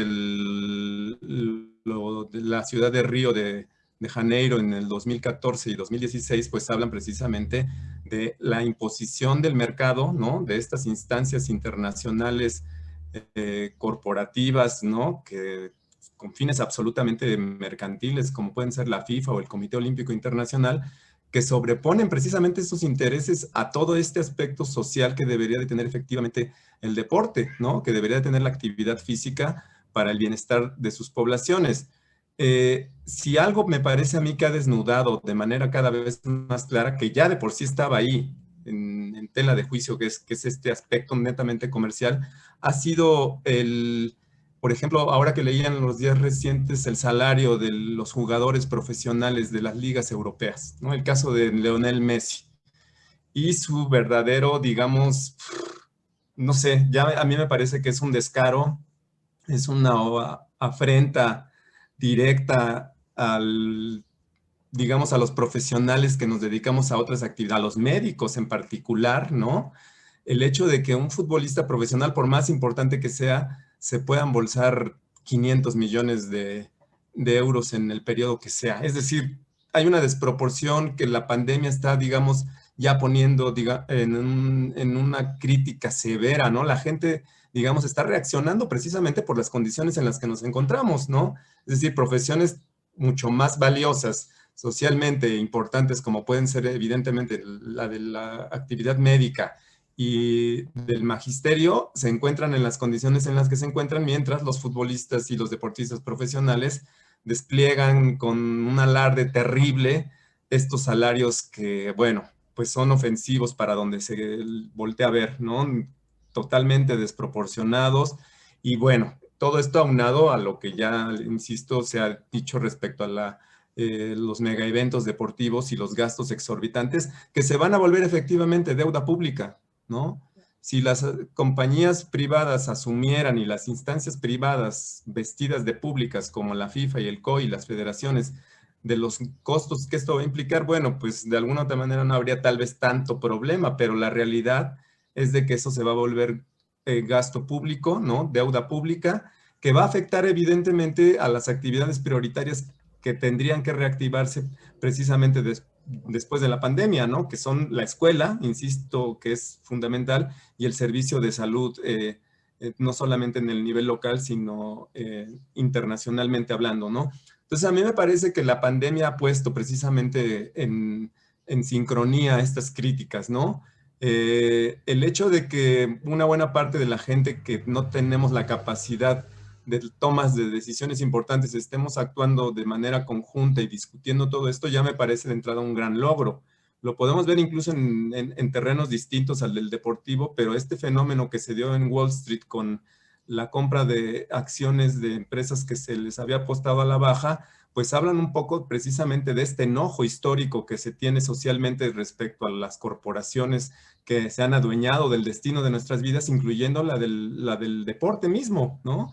El hecho de que se insista en generar actividades que cuestan millones de dólares para su realización. Está ahora también el caso del Super Bowl, ¿no? Que viene ya para el domingo, y el hecho de que se va a admitir público y de la cantidad de público. Lo vimos también en el caso de la Serie del Caribe que se está llevando a cabo en Sinaloa, ¿no? Que me parece que también es un medidor un poco de lo que está pasando, ¿no? El interés económico se sobrepone al interés público de la salud. Y el hecho de haber visto un estadio lleno, ¿no? De gente, y que hicieron precisamente algunos médicos que estaban muy cerca en un hospital la filmación de los fuegos artificiales que se estaban lanzando a la inauguración, de ver todo esto y de la indignación que causó el hecho de que el estadio estuviera lleno y que los médicos estuvieran diciendo, bueno, pues mucha de esta gente, ¿cuándo va a llegar seguramente a este hospital? ¿No? Y el hecho de que se esté sobreponiendo necesariamente el interés económico al interés público de la salud, pues habla de cómo están considerando, digamos, estos organismos y estas instancias que controlan el deporte internacional durante la pandemia, ¿no? Entonces a mí me parece que el hecho de que estén existiendo críticas, de que socialmente se está impugnando y cuestionando toda esta actuación, ya es un logro importante, y ojalá y se pueda volver, ese sería ya más un deseo que otra cosa, una protesta orgánica, sistemática y consistente, ¿no? Y que en todo caso, al final de la pandemia, que espero que sea pronto, podamos salir mejor organizados como sociedad civil, ¿no? Como grupos, digamos, alternativos a los poderes establecidos, y que podamos darle un sentido distinto a todas las actividades, incluyendo la actividad deportiva, y que ojalá al final, en una buena medida, lo que la doctora Cristina Rodríguez nos ha dicho, se pueda volver realidad, ¿no? A través de políticas públicas muy bien consolidadas y que le den sentido, que estén, digamos, afianzadas en instituciones como pueden ser precisamente las universidades públicas, la escuela misma, ¿no? En su nivel básico, y que pueda consolidarse una cultura de la actividad física y deportiva fuera de los cánones establecidos por las corporaciones que dominan actualmente al deporte en el mundo, ¿no? Entonces yo dejaría por ahí estas reflexiones en este momento. Muchas gracias, doctor Varela. En el chat, el doctor Añorbe les puso el link de la experiencia que nos comentaba de Tiro en Braille, www.tiroenbraille.org, para que visiten esta página muy, muy interesante. Doctor Carlos Uscanga, por favor. Sí, gracias, Cris. Muy, muy breve también mi reflexión. Yo voy a recuperar un poco lo que la maestra Cristina Godos planteó en su pregunta, y sobre todo bajo la óptica de la cooperación. Digamos, desde mi punto de vista, digamos, en el tema de la pospandemia o la nueva normalidad, creo que hay una serie de aspectos que van a tener que replantearse en las prácticas tradicionales de la cooperación. Hemos visto hoy día, en medio de la pandemia, que la cooperación de muchos países, bueno, China, ¿no? La famosa diplomacia de cubrebocas, o las prácticas para proveer de equipo médico a algunos países de menor desarrollo relativo se han extendido. Sin embargo, creo yo que uno de los nuevos temas que en el marco de la pospandemia pueden derivarse va a ser la cooperación, no solamente en estos temas duros, ¿no? En infraestructura, en equipamiento, etcétera, sino también en compartir buenas prácticas. Y estas buenas prácticas, indudablemente, en primer lugar, sería el tema de la rehabilitación física, ¿no? Para los pacientes que fueron afectados del COVID. Creo que esto sería muy, muy importante, generar, digamos, este expertise, esta transmisión del know-how, a fin de que países con menores capacidades humanas, institucionales y sociales puedan adaptarlas a sus propias realidades y circunstancias. Y el otro tema, indudablemente ligado al deporte, es la activación física, tal como la doctora Cristina Rodríguez nos refería. Es decir, creo yo que estas acciones que van ligadas al impacto de la política pública que tienen y que puedan permear en cada país, estas acciones de buenas prácticas que se han desarrollado en otros países del mundo pueden ser también compartidas, ¿no? Pienso que estos dos podría ser un escenario y ligado obviamente a las decisiones de los estados, sus estrategias diplomáticas que puedan acompañar a estas iniciativas de cooperación. Y finalmente, algo que omití y no lo referí, fue que el ex primer ministro Mori, que fue el que se le acreditó este comentario de que no debía haber más mujeres en el comité organizador, ya pidió disculpas, ¿no? Este efecto de los grupos feministas dentro y fuera de Japón fue avasallador, y ya dijo que bueno, fue un dislate, que no tuvo la intención de agredir a nadie, pero bueno, pues hay que tener mucho cuidado en ese sentido. Gracias. Gracias, Carlos. Entonces dijo que no dijo lo que dijo. Exactamente. Bueno, correcto, muy bien. Vamos con la doctora Cristina Rodríguez, por favor. Ok, muchas gracias. Y pues bueno, ya comentaron muchas cosas al respecto. Lo único que me queda es que si esto va a ser un parteaguas para que se fomente la actividad física a futuro, yo creo que definitivamente sí. Como lo habíamos comentado, la actividad física desempeña un papel muy importante en nuestra calidad de vida. Y ahora hemos visto que desempeña también un papel muy importante en el pronóstico de la enfermedad, incluso en la capacidad que tenga yo de recuperarme. Yo creo que sí necesitamos retomar la actividad física como una parte de nuestra vida cotidiana. Yo sé que para muchos que no están habituados a hacerlo, el salir a caminar, el hacer ejercicio de fuerza, el nadar, andar en bicicleta, llega a ser engorroso, llega a ser pesado, pero los que lo hemos hecho como parte de nuestra vida sabemos que es muy importante y que sí nos da muchos beneficios. Yo los invito, no solo por este motivo de la pandemia, sino, como les dije, para mejorar nuestra calidad de vida. No les estoy diciendo que mi expectativa de vida va a ser a más años. No, eso creo que a muchos no nos importa cuántos años viva, sino con qué calidad de vida lo tenga. Si van a ser 60, 70, 80 años, pero que pueda ser totalmente autosuficiente, que no tenga que depender de nadie y que en este caso el COVID no me deje tantas secuelas. Los invito realmente a que sí practiquen la actividad física de la manera que sea, por las condiciones en las que nos encontramos actualmente, pero sí como parte de nuestra vida cotidiana. Muchas gracias a la doctora María Cristina Rodríguez. Vamos a pasar al final de nuestra sesión del día de hoy. Vamos a compartir los resultados de la encuesta. Bueno, la pregunta fue, ¿cuál es, en su opinión, la principal consecuencia del COVID-19 en las actividades deportivas y físicas? Y la respuesta más votada fue que ha coadyuvado al deterioro de la salud física y emocional de la población ante el confinamiento. Y las otras dos respuestas más votadas, pero muy alejadas de esta, es que provocó pérdidas económicas cuantiosas a gimnasios y clubes deportivos, y también con el cierre de escuelas y centros educativos ha impedido el desarrollo de la educación física. Bueno, pues les agradecemos mucho su participación. ¿Ya conoces las publicaciones del Centro Olof Palme? Te invitamos a conocer las relaciones internacionales en el siglo XXI. Escrito por Walter Astia Burgos y María Cristina Rosas.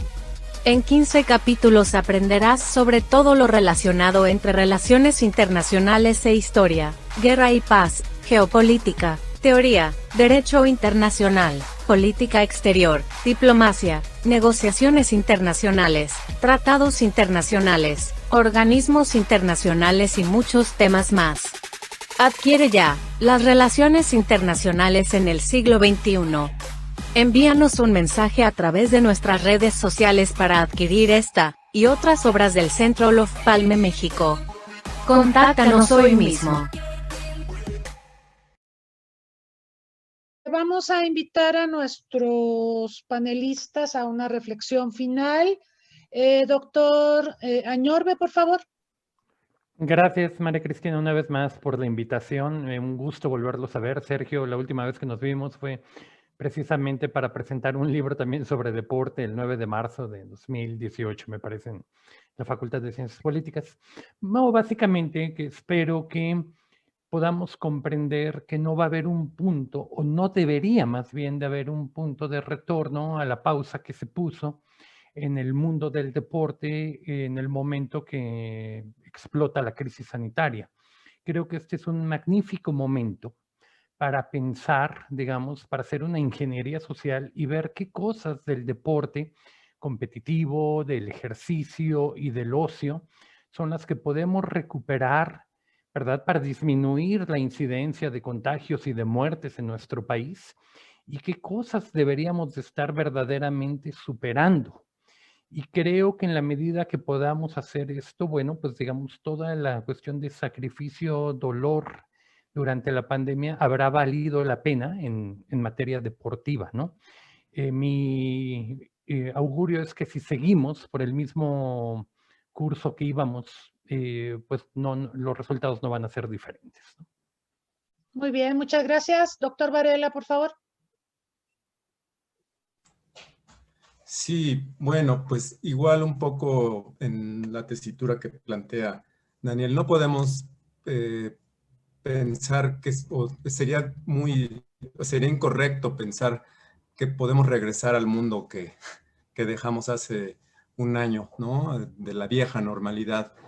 Y en el ámbito estrictamente del deporte, pienso que sí se tienen que replantear muchas cuestiones en todos los ámbitos. Y una de ellas fundamental es que el deporte se vuelva efectivamente una prioridad de Estado, una prioridad pública, ¿no? Y que todos los carices privados, mercantiles, y que no son solamente los únicos, pensemos un poco que una buena parte de la actividad física que se desarrolla en el mundo contemporáneo, como por ejemplo el de la cultura fitness, tal vez no tenga necesariamente el valor de la salud y de lo higiénico en el centro de atención, sino cuestiones de otra índole que tienen que ver más con la estética y con la, digamos, presentación física que puedan tener quienes realizan este tipo de actividades, que de alguna manera u otra pues habla precisamente del impacto que tiene la lógica del mercado y de la competencia vil y despiadada en el mundo contemporáneo, ¿no? Entonces a mí me parece que es momento precisamente de replantearnos, de hacer, por ejemplo, de la ley de cultura física y deporte en México, una ley que tenga en estricto sentido una funcionalidad social y que se aplique formalmente, porque si lo vemos en una lectura ni siquiera tan profunda, es letra muerta. La ley general no aplica, no hay el tal sistema, las federaciones hacen lo que bien en gana, los intereses económicos sobresalen de cualquier otro tipo de interés.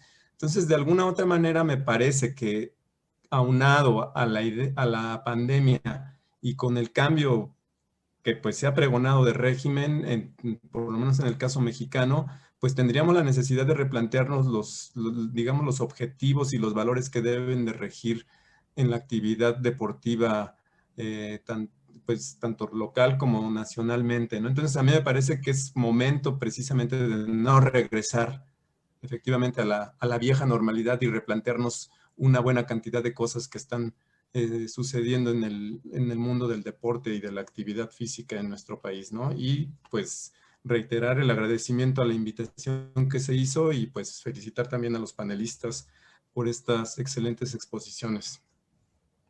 Muchas gracias al doctor Sergio Varela. Carlos Uscanga, por favor. Sí, gracias. Pues sí, me sumo al agradecimiento al Centro Olof Palme, a la doctora Cristina Rosas, pues a todos mis colegas. He aprendido mucho y pues también a nuestra audiencia en Facebook y por Zoom por sus preguntas y comentarios. Pues reiterar simplemente que poner en la balanza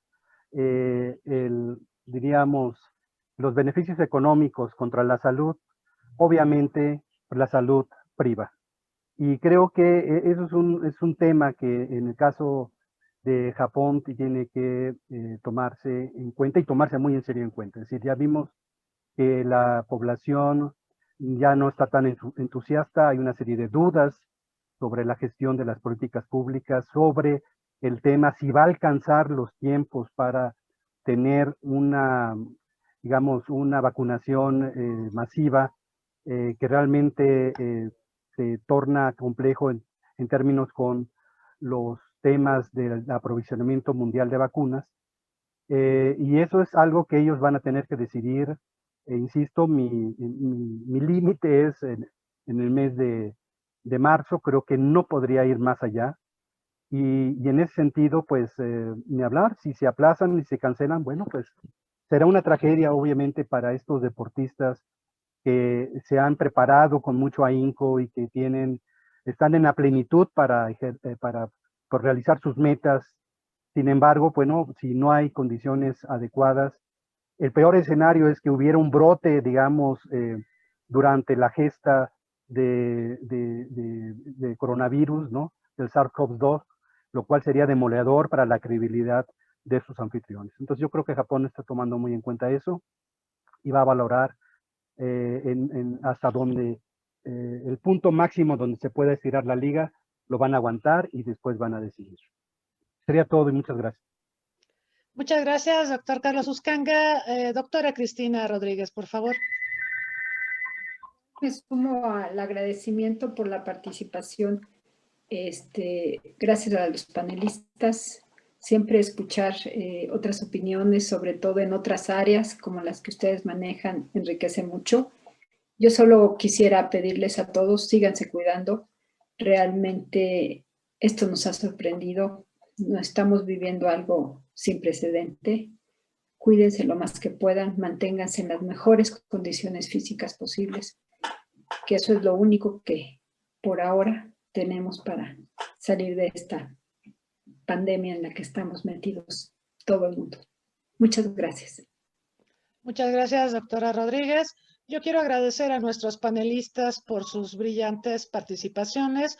Ha sido un gusto tenerlos aquí para analizar un tema complejo, importante, que a veces no ocupa los reflectores como quisiéramos ni en las dimensiones que desearíamos.